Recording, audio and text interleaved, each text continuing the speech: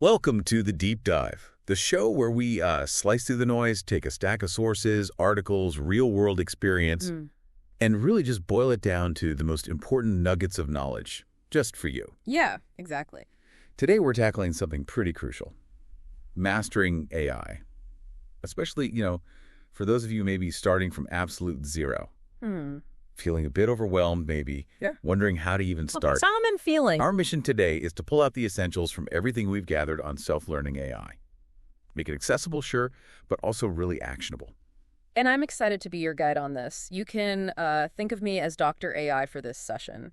My own path was, well, a bit unusual. I actually came from theoretical physics. Oh, wow. Okay. Sounds completely different, I know. But it means I learned firsthand about making a big leap into a totally new field. For me, that was AI.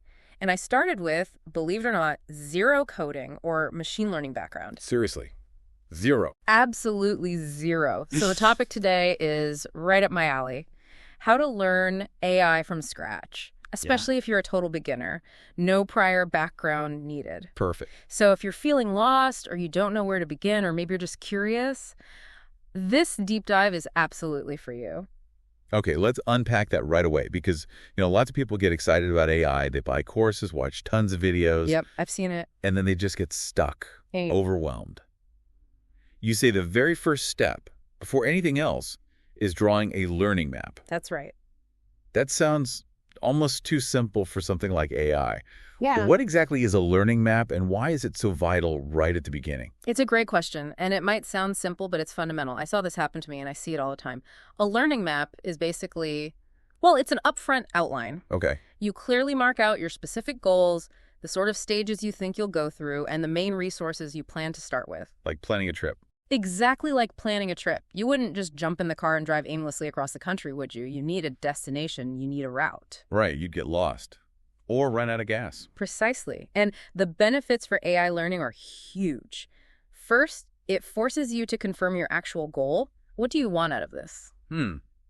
Like career change versus just curiosity. Exactly. A full career transition looks very different from just learning for fun or, enhancing your current job.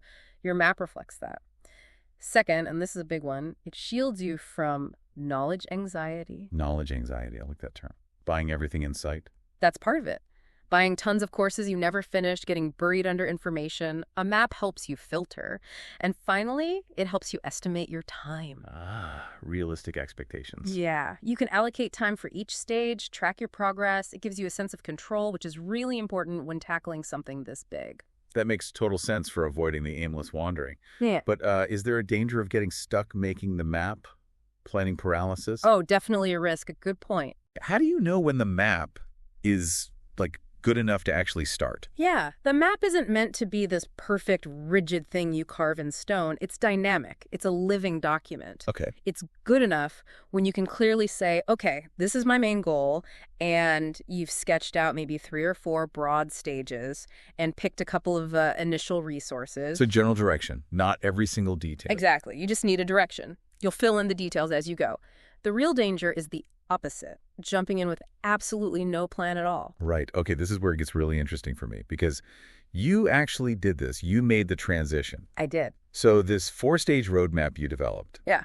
It came from your own experience, right? As someone without that CS background. Absolutely. It's based on my own stumbling around, figuring things out. Can you walk us through it step by step? Imagine you're talking to someone right now in that same position. Zero knowledge. Where do they start, according to your map? Sure thing.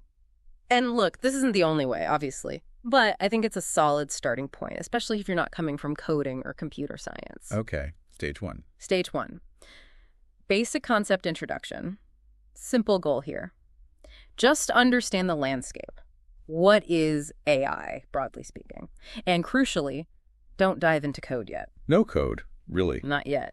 Yeah. First, get the big picture. What's machine learning? Algorithms learning from data. What's deep learning? That subset using complex neural networks. Yeah. What's natural language processing, NLP? Getting computers to handle human language. So definitions and what they do. Exactly. What do they each achieve at a high level? For me, this was watching YouTube videos, lots of foundational stuff, maybe some free intro courses on Udemy or similar platforms. The key takeaway is just building that mental big map of the terms and concepts. Learn the language before you try to write a novel, right? Got it. Big picture first. Then what? Stage 2. Stage 2, tool familiarity and small projects. Okay, now you get your hands dirty. Ah, the coding part. Yep.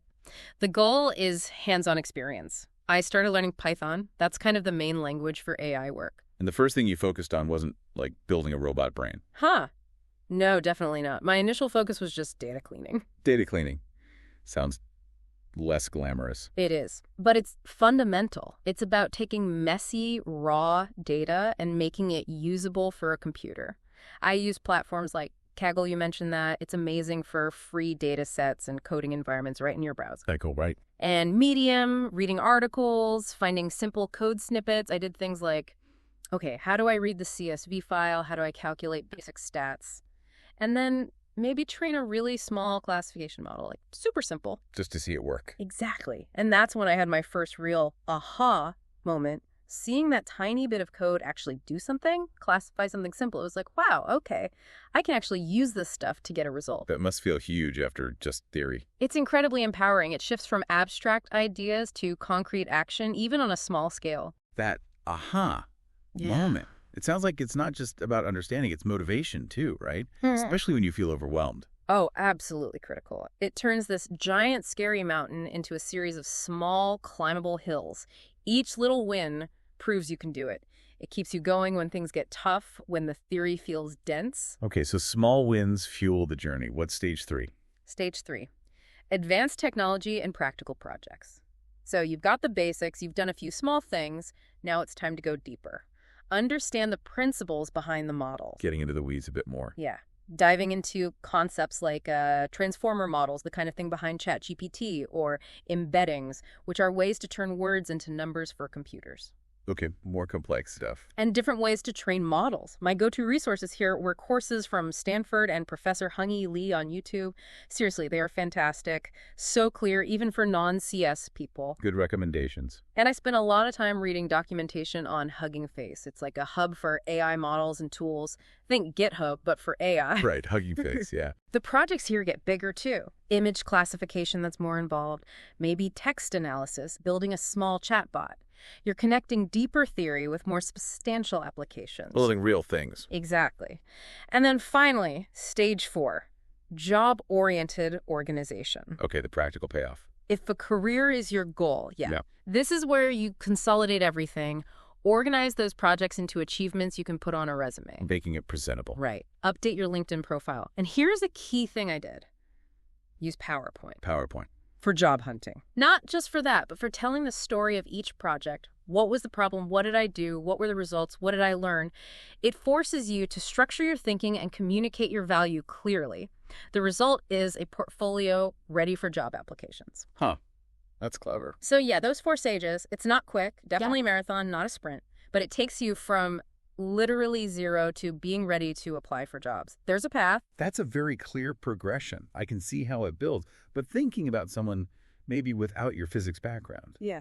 That initial step into code, stage 2, is data cleaning really accessible enough? Does it lower that barrier? I really think it does.